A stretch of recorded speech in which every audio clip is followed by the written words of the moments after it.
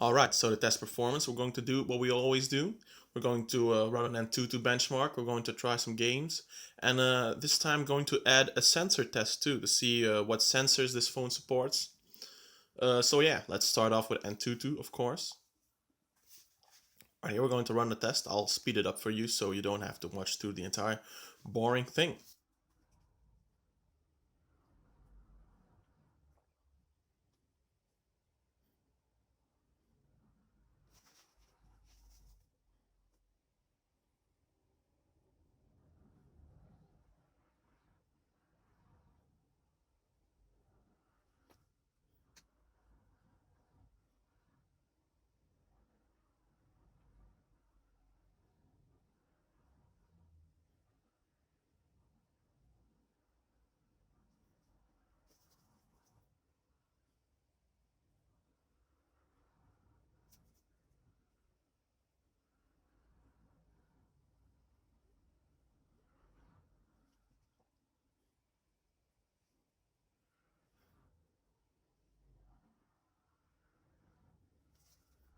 Alright, so that was the benchmark.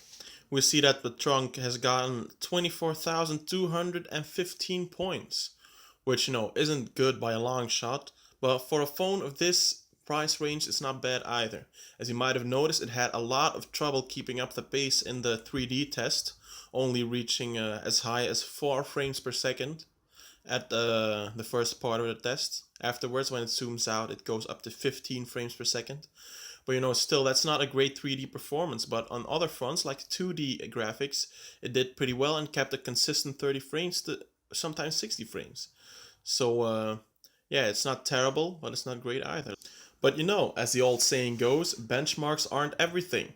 So let's move on by testing it in a real world example. Let's play a game.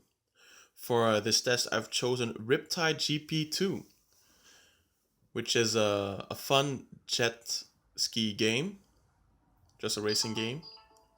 It's 3D, and we'll just do a quick race and see how the device holds up.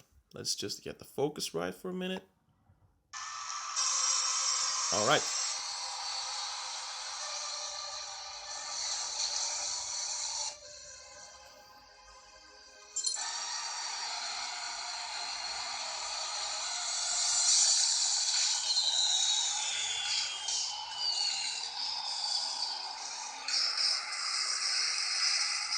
Oh dear, it's been a long time since I've played this.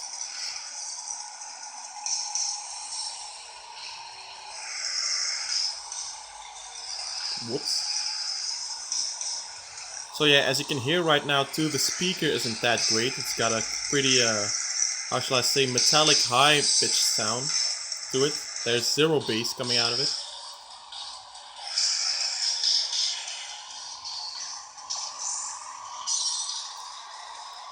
Wow. But as you can see, the frames are holding up pretty nicely. So the game is extremely playable, even though it's a fast-paced 3D game. So for most, oh man. For most real 3D appliances, such as, games like this, the phone is really usable, which is really impressive for a phone of this price. So the benchmarks might not hold up that great. Come on, yeah. But for normal light-sized gaming, the performance is adequate, which is largely, I'm going to quit the game now, which is largely due to the Snapdragon chip, which Elephone have put into this phone. So yeah, that was a really good move. It has really paid off for them too.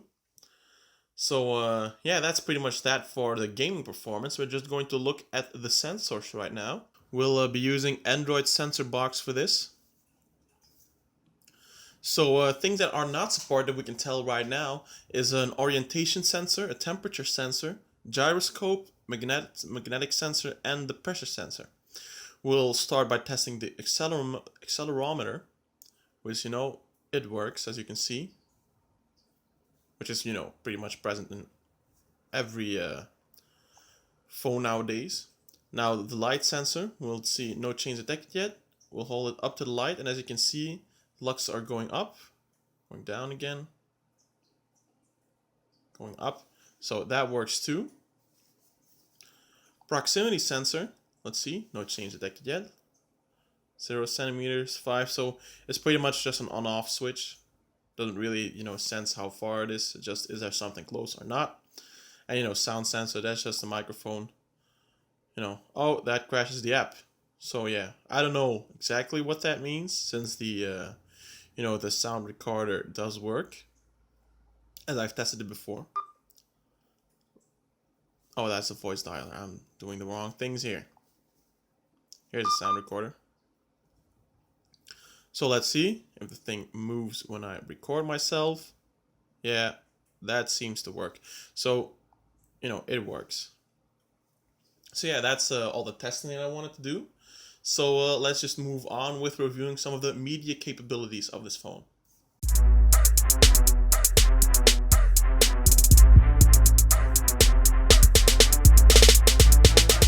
Okay, so let's talk a bit about the multimedia capabilities of this phone. Now, our first thing I want to talk about is the camera quality. The camera, when you buy a phone of this in this price range, you don't go in expecting real professional looking shots. And I was decently surprised that there's nothing wrong with this camera. Now the quality isn't mind bending or anything, but the colors are all there. There's nothing washed out or anything. There's no excessive blurriness on the pictures, which was really surprising. Most of the time when you buy a phone of this with a camera, there's 8 megapixels that doesn't have a brand name attached to it. You expect something to be off or something, and that wasn't the case here. The quality isn't amazing, but it's good enough. These pictures, you wouldn't be ashamed of putting one of these pictures on the background of your computer, for example. The front camera, on the other hand, isn't that good. It is, yeah, it's not. It's suitable for when you're doing a Skype call with someone. They don't want to see a high resolution movie. They just want to make out your face, and it's good enough for that. But you certainly won't be taking any great selfies with this phone. Going on about the sound, the speaker, as you might have heard in the gameplay test already, isn't that great. It's really high. It's really washed out. It's really, you can't really make out. There's zero bass.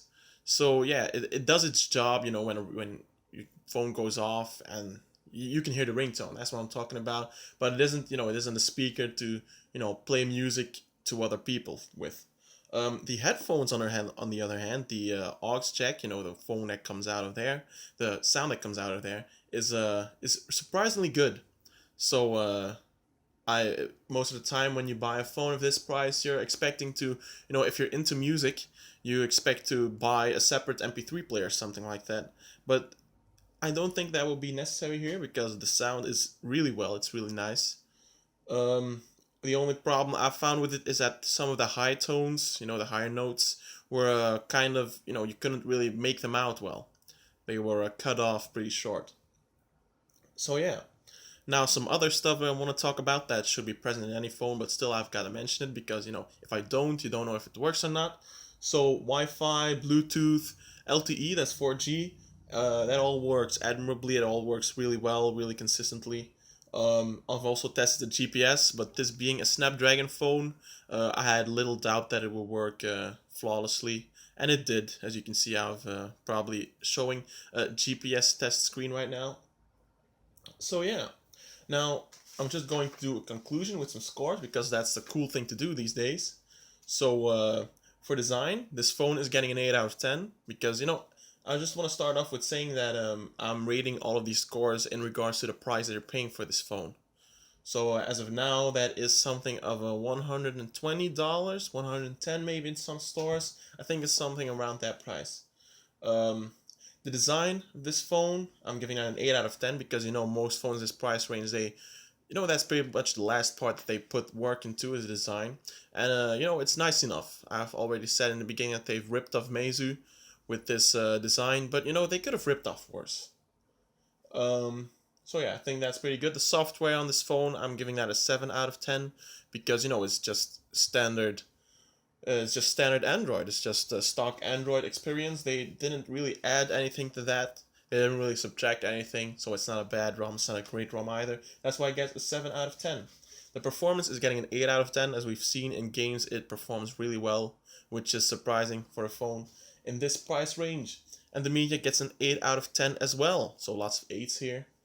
Yeah, because of the back camera performance and the headphones. The speaker performance and the front camera aren't as important to me as those other ones are. So that's why it's getting an 8. In total, that makes a 31 out of 40, which, if we bring it to a score out of 10, gives us a 7.8 out of 10, which is, it's a decent score. This isn't the best cheap phone I've ever seen. That honor goes to the Ligu LED 7, which was really amazing for, what was it at the time? I think it was 80 euros. So yeah, but this is a good recent phone with a very good recent phone with really cheap price. So yeah, I'd say if you're a fan of this kind of design, then you should certainly go with this phone. There's other alternatives as well, such as the Xiaomi Redmi 2. But you can certainly look at this as an alternative, mainly because of the Snapdragon chip that's in here. So yeah, that's pretty much all I had to say about the Elephone Trunk. So you know what I'm gonna say. If you want it, buy it, or don't. I'm Kalani64 signing off, and see you next time.